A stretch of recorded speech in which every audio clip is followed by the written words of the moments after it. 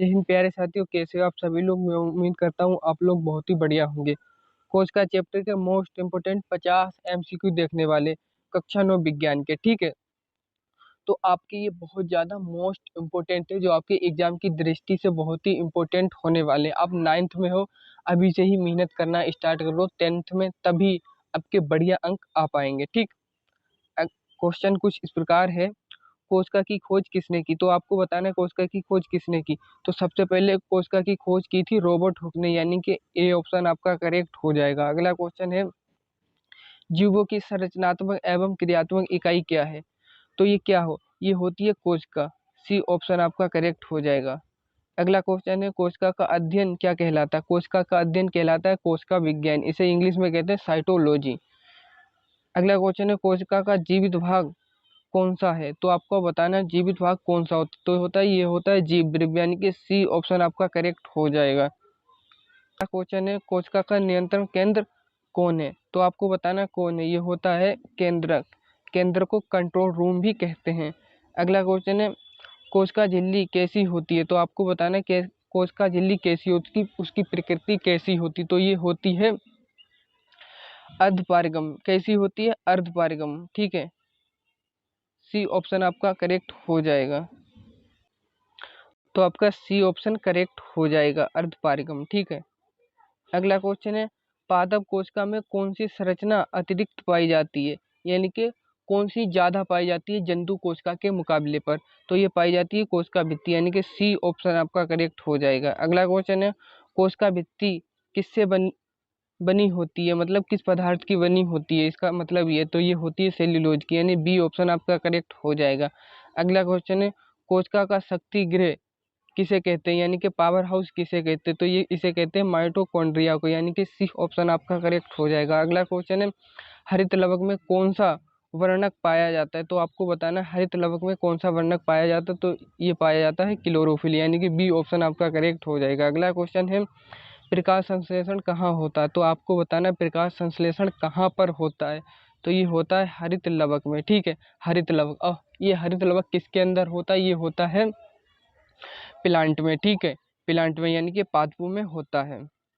अगला क्वेश्चन है, केंद्रक के अंदर धागेनुमा संरचना क्या कहलाती है? तो आपको बताना है केंद्रक के अंदर धागेनुमा संरचनाएं क्या कहलाती? तो ये कहलाती है गुणसूत्र, यानी कि ए ऑप्शन आपका करेक्ट हो जाएगा। अगला क्वेश्चन है, गुणसूत्रों में क्या पाया जाता है? गुणसूत्रों में पाया जाता है डीएनए, डीऑक्सी न्यूक्लिक एसिड, ठीक है। बी ऑप्शन आपका करेक्ट हो जाएगा। अगला क्वेश्चन है, आनुवांशिक गुणों के वाहक कौन है? तो आपको बताना है कौन है। एक पीढ़ी से दूसरी पीढ़ी में जेनेटिक मटेरियल कौन ले जाता है? तो ये ले जाता है जीन, ठीक है। जीन, यानी कि सी ऑप्शन आपका करेक्ट हो जाएगा। गुणसूत्र के अंदर क्या होते हैं? जीन, ठीक है। अगला क्वेश्चन है, डीएनए का पूरा नाम क्या है?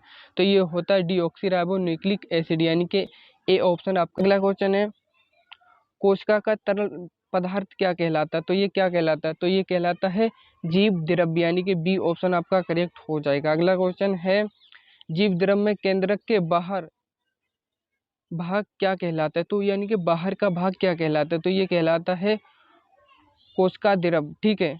का द्रव्य, यानी कि बी ऑप्शन आपका करेक्ट हो जाएगा। बी ऑप्शन आपका करेक्ट हो जाएगा। अगला क्वेश्चन है, पशु कोशिका में कोशिका भित्ति होती है, यानी कि पशु का मतलब जंतु, ठीक है। तो जंतु कोशिका में कोशिका भित्ति नहीं होती, तो आपका बी ऑप्शन हो जाएगा कभी नहीं। अगला क्वेश्चन है, सबसे छोटी कोशिका किस जीव में पाई जाती है? तो आपको बताना सबसे छोटी कोशिका किस जीव में पाई जाती है। अमीबा में, बैक्टीरिया में, हाथी या मनुष्य में, ठीक है। तो ये पाई जाती है बैक्टीरिया में, ठीक है। बैक्टीरिया में, बी ऑप्शन आपका करेक्ट हो जाएगा। अगला क्वेश्चन है, सबसे लंबी कोशिका कौन सी है? आपको बताना है सबसे लंबी कोशिका कौन सी है। तो ये होती है तंत्रिका कोशिका, यानी कि बी ऑप्शन आपका करेक्ट हो जाएगा। अगला क्वेश्चन है, कोशिका का आकार सामान्यतः किस इकाई में मापा जाता है? तो आपको बताना है, तो ये मापा जाता है माइक्रोमीटर, यानी कि सी ऑप्शन आपका करेक्ट हो जाएगा। अगला क्वेश्चन है, कोश का सिद्धांत किसने दिया? तो आपको बताना है कोश का सिद्धांत किसने दिया था? तो ये दिया था स्लाइडेन और स्वान ने। ए ऑप्शन आपका करेक्ट हो जाएगा। अगला क्वेश्चन है, नई कोशिकाएं किससे बनती हैं? तो आपको बताना है नई कोशिकाएं किससे बनती? तो ये बनती है पूर्ववर्ती कोशिकाओं से। ये सिद्धांत किसने दिया था? तो ये दिया था रुडोल्फ विर्चो ने, ठीक है। कोशिका सिद्धांत पर बल देते हुए कहा था। जितनी भी कोशिकाएं होती हैं वो पूर्ववर्ती यानी कि अपनी जितनी भी नई कोशिकाएं बनती हैं वो पुरानी कोशिकाओं से बनी होती हैं। ठीक है, अगला क्वेश्चन है अमीबा में भोजन ग्रहण करने के लिए क्या बनता है? तो आपको बताना, आपको पता होगा ये होता है कूटपाद। क्या? कूटपाद। ठीक है, बी ऑप्शन आपका करेक्ट हो जाएगा। अगला क्वेश्चन है अमीबा किस प्रकार की कोशिका वाला जीव है? ठीक है, एक कोशिकीय है या बहुकोशिकीय? तो ये हो जाएगा एक कोशिकीय। ठीक है, बी ऑप्शन आपका करेक्ट हो जाएगा। पादप कोशिका में बड़ी रिक्तिका का कार्य क्या है? तो आपको बताना है इसका कार्य क्या है। इसका कार्य होता है संग्रहण यानी कि स्टोर करना चीज़ों को। ठीक है, बी ऑप्शन आपका करेक्ट हो जाएगा। अगला क्वेश्चन है राइबोसोम का मुख्य कार्य क्या है? तो इसको मुख्य कार्य क्या होता है? इसका मुख्य कार्य होता है प्रोटीन संश्लेषण। ठीक है, प्रोटीन संश्लेषण, सी ऑप्शन आपका करेक्ट हो जाएगा। अगला क्वेश्चन है लाइसोसोम को क्या कहा जाता है? तो इसे कहा जाता है सुसाइड बैग यानी कि आत्मघाती थैली। बी ऑप्शन आपका करेक्ट हो जाएगा। अगला क्वेश्चन है गोल्जी काय का कार्य क्या है? तो आपको बताना गोल्जी काय का कार्य क्या होता है। ये इसका कार्य होता है पदार्थों का पैकेजिंग। ठीक है, ए ऑप्शन आपका करेक्ट हो जाएगा। अगला क्वेश्चन है माइटोकॉन्ड्रिया में कौन सी प्रक्रिया होती है? तो आपको बताना है कौन सी प्रक्रिया, ये होती है शोषण की। ठीक है, शोषण की यानी कि बी ऑप्शन आपका करेक्ट हो जाएगा। अगला क्वेश्चन है केंद्रक को घेरे रहने वाली झिल्ली क्या कहलाती है? तो आपको बताना है। तो ये होती है केंद्रकीय झिल्ली यानी कि बी ऑप्शन आपका करेक्ट हो जाएगा। अगला क्वेश्चन है कोशिका झिल्ली का दूसरा नाम क्या है?